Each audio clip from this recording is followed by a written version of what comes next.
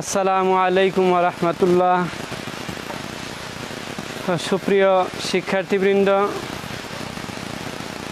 এবং যারা আমার অনলাইন ক্লাস দেখছেন সকলকে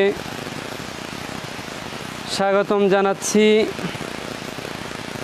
আজকে সিরাজগঞ্জ অনলাইন স্কুলের পক্ষ থেকে আমি মোহাম্মদ আবু বকর সিদ্দিক, প্রভাষক আরবি ইসলামনগর দারুস সুন্নাত ফাজিল ডিগ্রি মাদ্রাসা কামারখন্দ সিরাজগঞ্জ।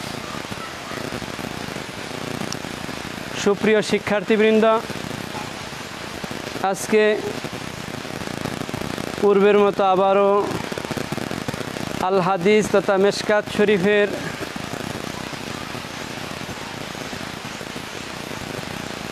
কিতাবুল ইমান বাবুল কাবাইরি ও আলামাতুন নিফাক এর আল ফাসলুস সালিস তৃতীয় পরিচ্ছেদের 54 নং হাদিস আজকে আলোচনা করব ইনশাআল্লাহ। আল্লাহ রাব্বুল আলামিন আমাদেরকে এ হাদিস সঠিকভাবে বোঝার এবং আমল করার তৌফিক দান করুন। সর্বপ্রথমে আমরা আল্লাহ তাআলার দরবারে শুকরিয়া আদায় করতেছি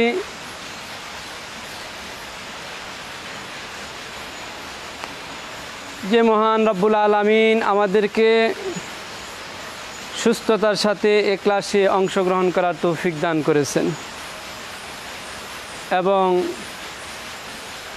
সালাত এবং সালাম পেশ করতেছি রাসূল করিম সাল্লাল্লাহু আলাইহি ওয়াসাল্লামের প্রতি, যাকে আল্লাহ রাব্বুল আলামিন আমাদের জন্য উত্তম আদর্শ হিসাবে দুনিয়াতে প্রেরণ করেছেন এবং আমরা যার উম্মত হতে পেরে গর্বিত এবং আমরা অত্যন্ত সৌভাগ্যবান যে আমরা সেই মহামানবের উম্মত হতে পেরেছি। সেই নবীর প্রতি আমরা দুরুদ এবং সালাম পেশ করতেছি।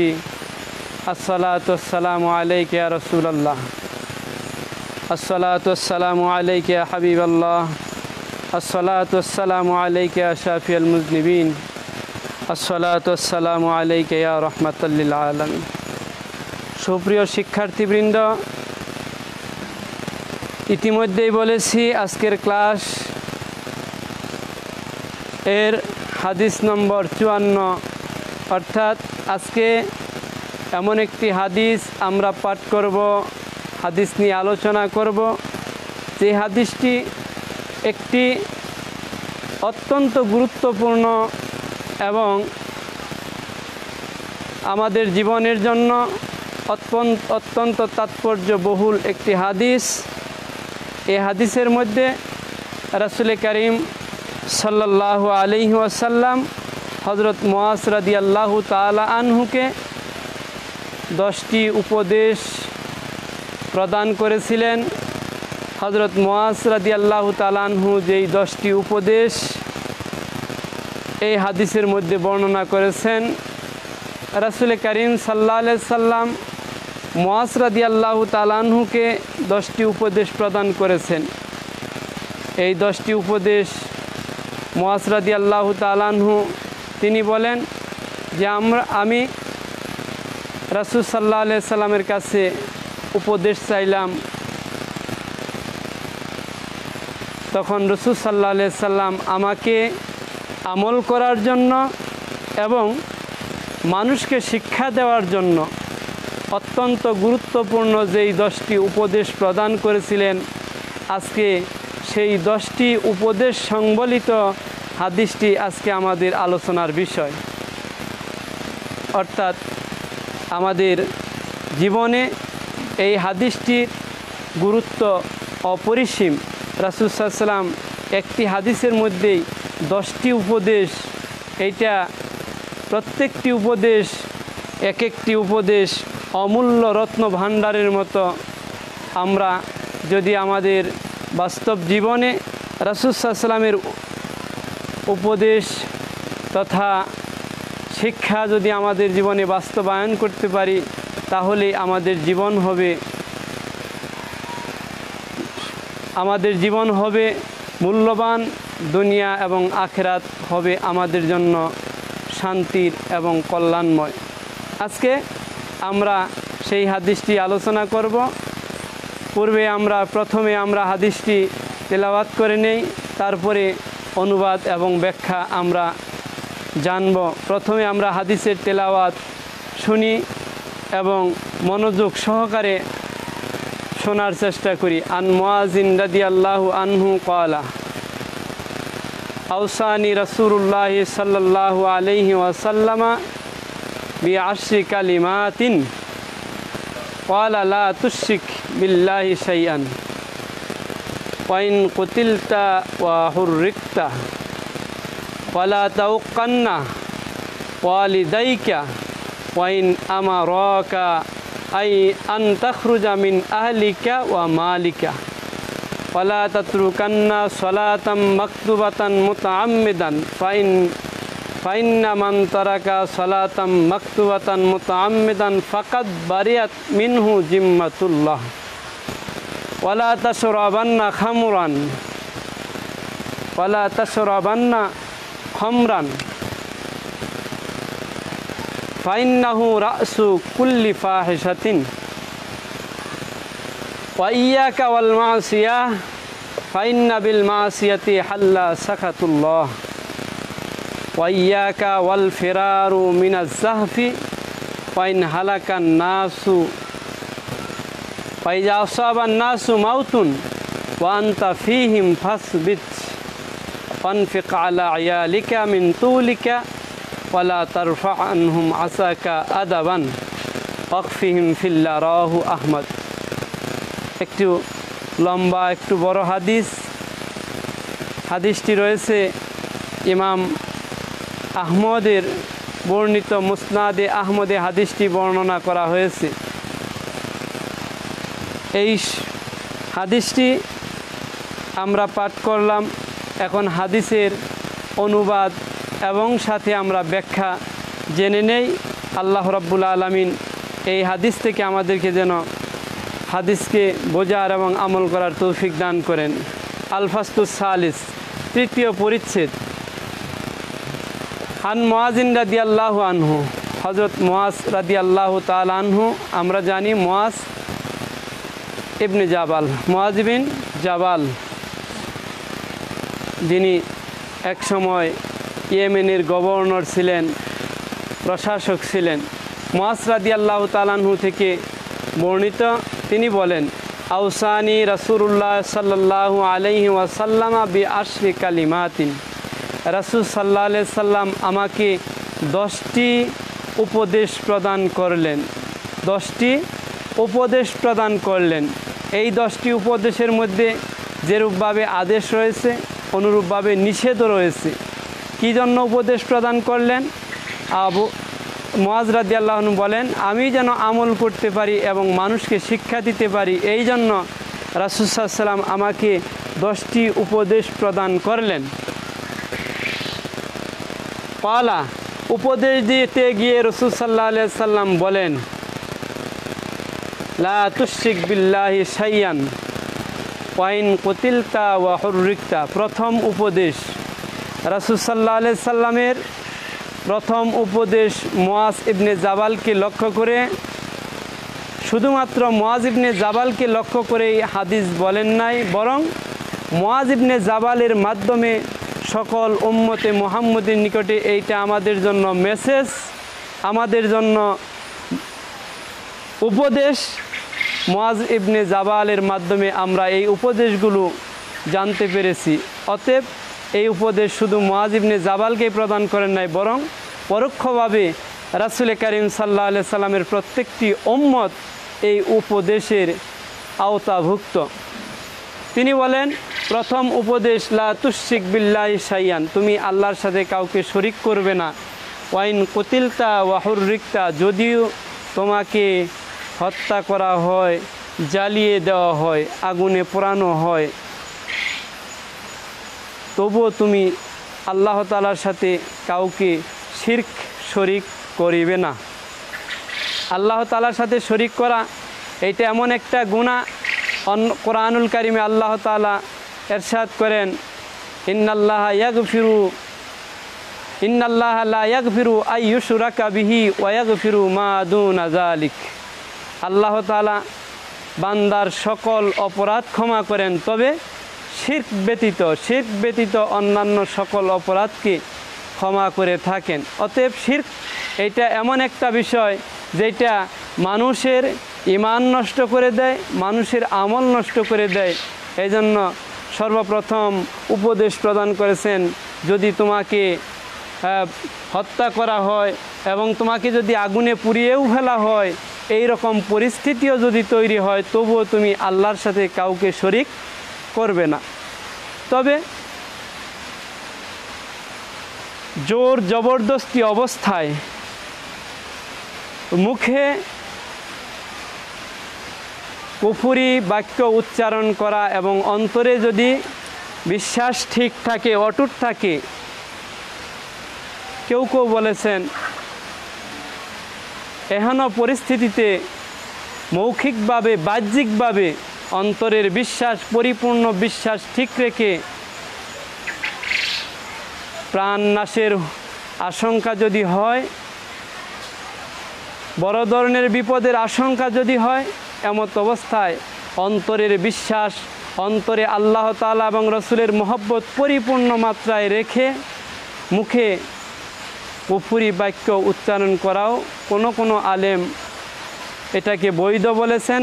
তবে ওয়া আফদালু উত্তম হচ্ছে এমত অবস্থায়ও শিরকের কথা উচ্চারণ মুখে না করা। দলিল কোরআনুল কারিমে আল্লাহ তাআলা সূরাতু আন-নাহলের 106 নং আয়াতে ইরশাদ করতেছেন, মান কাফারা বিল্লাহি মিন বাদি ঈমানিহি, যে ব্যক্তি ঈমান আনার পরে কুফরি করে, ইল্লা মান উকরিহা, তবে যে ব্যক্তি অপারগ হয়ে কুফরি কথা উচ্চারণ করে, ওয়া কালবুহু মুতমাইন্নুম বিল ঈমান, অথচ তার অন্তরের মধ্যে রয়েছে পরিপূর্ণ ঈমান পরিপূর্ণ মাত্রায় অন্তরের মধ্যে রয়েছে, তবে জোর জবরদস্তি, প্রাণনাশের আশঙ্কা, এহেন পরিস্থিতিতে যদি মৌখিকভাবে বাহ্যিকভাবে যদি ব্যক্তি কুফরি কথা উচ্চারণ করে, এতে সে দোষী সাব্যস্ত হবে না। সূরাতু আন-নাহল 106 নং আয়াত। তবে আল্লাহ রাসূল সাল্লাল্লাহু আলাইহি সাল্লাম এই হাদিসে ইরশাদ করেছেন, সর্বপ্রথম উপদেশ দিয়েছেন, তোমরা কোনো অবস্থায় শিরক করবে না, যদিও তোমাকে হত্যা করা হয় অথবা জ্বালিয়ে দেওয়া হয়। দ্বিতীয় উপদেশ, ওয়ালা তাউক্কান্না ওয়ালিদাইকা ওয়াইন আমারাকা আন তাখরুজা মিন আহলিকা ওয়া মালিকা। ওয়ালা তাউক্কান্না ওয়ালিদাইকা, কখনোই কোনো অবস্থায় তুমি তোমার মা বাবার অবাধ্য হবে না, মা বাবাকে কষ্ট দিবে না। ওয়াইন আমারাকা, যদিও তোমার মা বাবা তোমাকে আদেশ করে, আন তাখরুজা মিন আহলিকা ওয়া মালিকা, তার বাড়ি এবং সম্পদ থেকে যদি তোমাকে বঞ্চিতও করে, তবুও তুমি তোমার মা বাবার অবাধ্য হবে না। অবাধ্য হওয়া তোমার জন্য উচিত হবে না, বৈধ হবে না। এবং এখানে আলোচনার বিষয় হচ্ছে যে কতক্ষণ পর্যন্ত, কত দূর পর্যন্ত মা বাবার কথা মানতে হবে।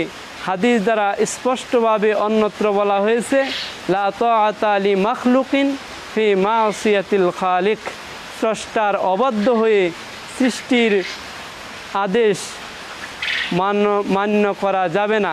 অর্থাৎ মা বাবা যতক্ষণ পর্যন্ত এমন কোনো কাজের আদেশ না দিবে যেটা শরীয়ত তথা ধর্ম অনুমোদন করে না, এমন যদি না হয় আদেশটি, তাহলে সন্তানের জন্য যত কষ্টকর হোক এই আদেশ মানা সন্তানের উপরে ফরজ।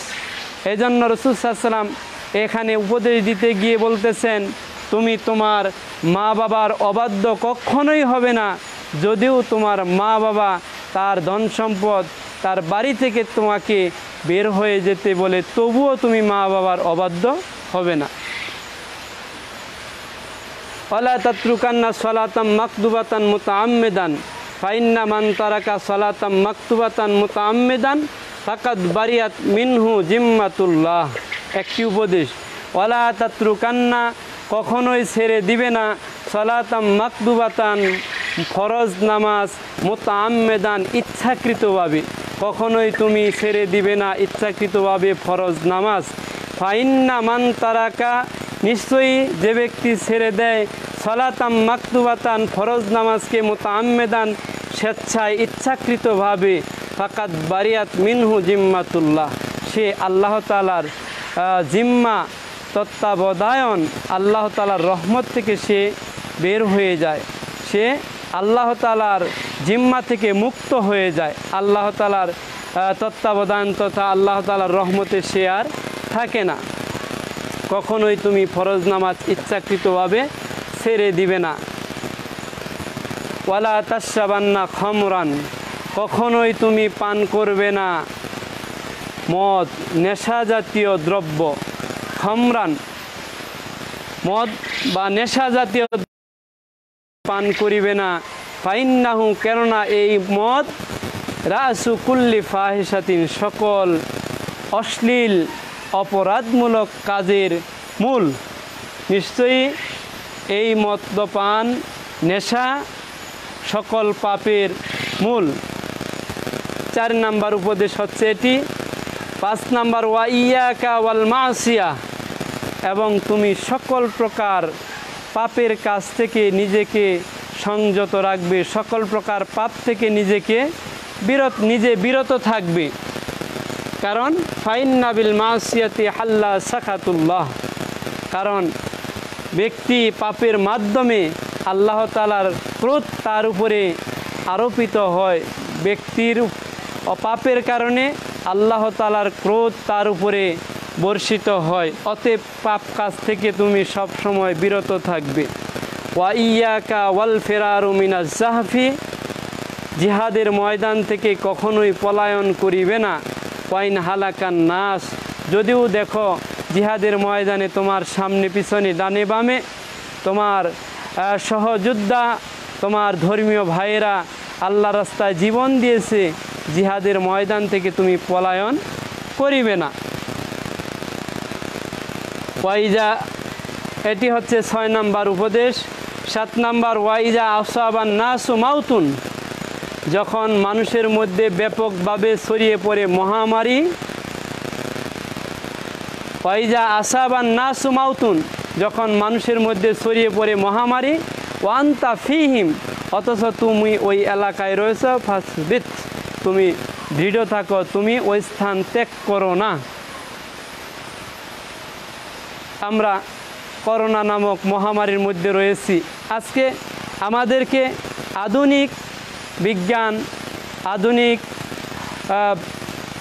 ব্যক্তিবর্গ, যারা মানুষের যারা জনস্বাস্থ্য নিয়ে চিন্তা ভাবনা গবেষণা করে, এদের একটি মত হচ্ছে সারা দুনিয়ায় এই করোনা ভাইরাসের কারণে মানুষ আজকে গৃহবন্দী। আজকে যে কোয়ারেন্টাইন বা হোম কোয়ারেন্টাইন এই শব্দ আমরা আধুনিক শব্দের মাধ্যমে এই হাদিসের বাস্তব রূপ দেখতে পাচ্ছি। কারণ রাসূল সাল্লাল্লাহু আলাইহি ওয়াসাল্লাম কি বলতেছেন? ওয়াইজা আসাবান নাসু মাউতুন, যখন মানুষের মধ্যে ছড়িয়ে পড়ে ব্যাপক মৃত্যু তথা মহামারী। ওয়ান্তা ফিহিম, তুমি যদি ওই এলাকায় থাকো, ফাসবিত, তুমি দৃঢ় থাকো, ওই এলাকা থেকে ছেড়ে যেও না, তবে নিজেকে সাবধানে রাখবে, যেটাকে আধুনিক পরিভাষায় আজকে কোয়ারেন্টাইন, হোম কোয়ারেন্টাইন নামে অভিহিত করা হচ্ছে। অতএব রাসূল সাল্লাল্লাহু আলাইহি সাল্লাম এ হাদিসে বলতে চাচ্ছেন, যদি কোনো এলাকায় মহামারী, ব্যাপক মৃত্যু যদি কখনো মানুষকে পেয়ে বসে, তখন ব্যক্তি যেন হতাশ হয়ে না যায়, সে যেন ওই এলাকা ছেড়ে চলে না যায়, বরং ওই এলাকায় যেন সে অবস্থান করে, তবে নিজেকে যতটুক সম্ভব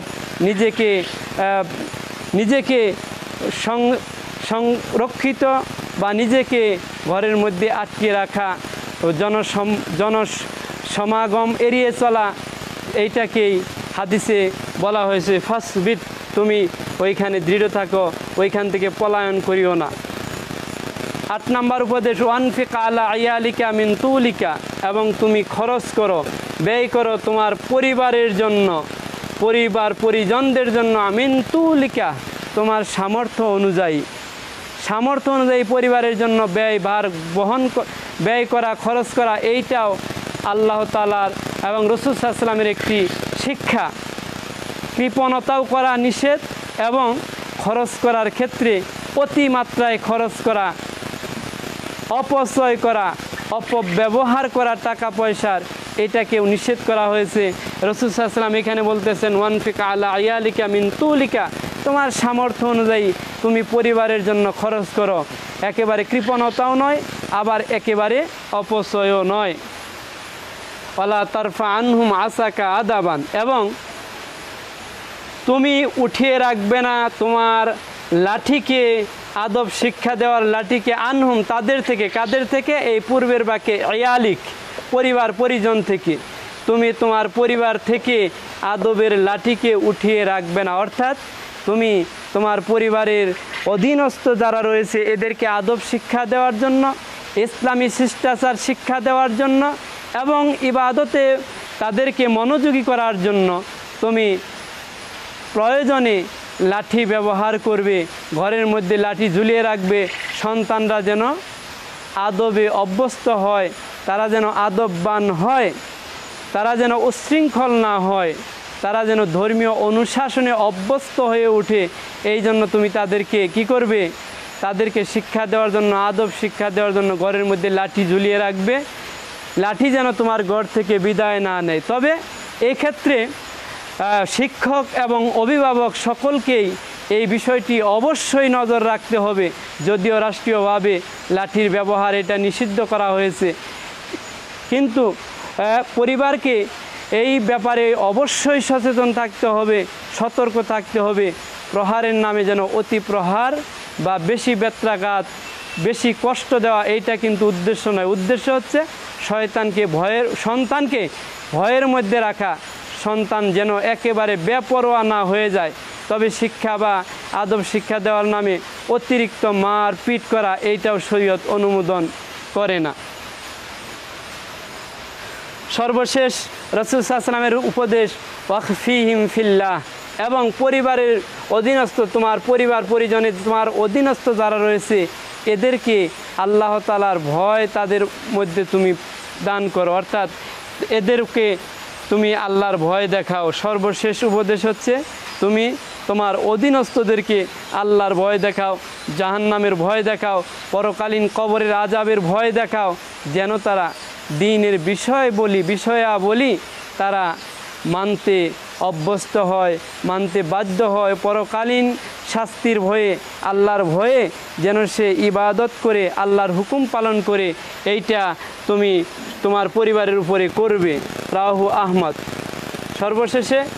সর্বশেষ যে উপদেশটি সেটি হচ্ছে ওয়াকফিহিম ফিল্লাহ, তুমি তোমার অধীনস্থদেরকে আল্লাহ তাআলার ভয় দেখাবে। কোরআনুল কারিমে আল্লাহ তাআলা ইরশাদ করেছেন কু আনফুসাকুম ওয়া আহলিকুম নারা, তুমি তোমার নিজেকে জাহান্নামের আগুন থেকে বাঁচাও এবং তোমার অধীনস্থ যারা রয়েছে এদেরকেও জাহান্নামের আগুন থেকে বাঁচাও। অর্থাৎ রাসূলুল্লাহ সাল্লাল্লাহু আলাইহি সাল্লাম এই লম্বা হাদিসটির মধ্যে যেই উপদেশগুলো প্রদান করেছেন, প্রত্যেকটি উপদেশই আমাদের জন্য কল্যাণকর। যদি আমরা এই উপদেশগুলো মেনে চলতে পারি তাহলে এই উপদেশগুলোর দ্বারা কি হবে?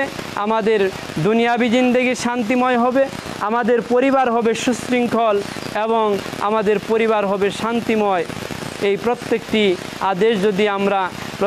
উপদেশ যদি আমরা মেনে চলতে পারি তাহলে দুনিয়াতে আল্লাহ তাআলা আমাদের উপরে রহমত দান করবেন, পরকালে আল্লাহ তাআলার শাস্তি থেকে আমাদেরকে মুক্ত রাখবেন।